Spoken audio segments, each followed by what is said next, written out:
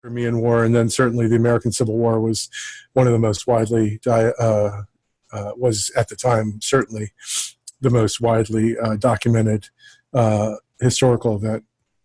And Mathew Brady, who is a very common name. I mean, to the point where in that period, if you got a photo taken of yourself, the colloquialism was that you were Brady'd, which I thought was interesting. You know, he had ownership of the process to that degree, but he took out a very, very large loan from the American Film and Paper Company, ANSCO, for over $1 million, and those are $1,861.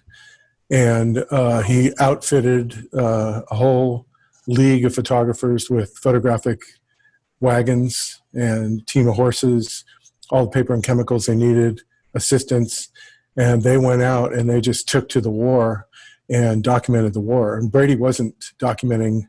I think he only went to one battlefield. I think he went to the aftermath of Antietam, if I'm not mistaken. So he was using the Thomas Edison technique.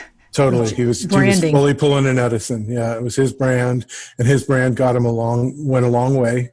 And, access is, if I shoot for National Geographic, people react to very, very differently from if I'm shooting for, the Thousand Oaks News Chronicle. Mm-hmm. It's just inherent, you get access. And the Brady name got a lot of access.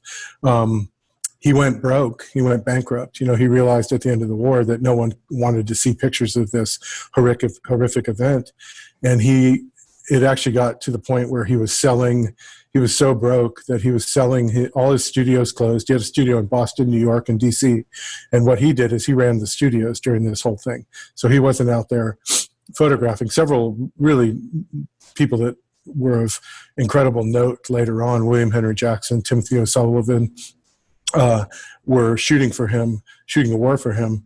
And they went on to have distinguished careers as well afterward. But he was basically a pauper when he died.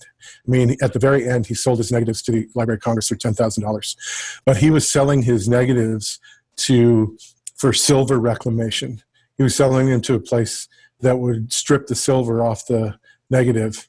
And yeah, that's how bad it was. So they were shooting 4x5 and 8x10, 5x7, 8x10, 4x5 glass plates. And he was selling the silver off the negatives, which is really, really sad. So why did his calculation misfire? They were photojournalists.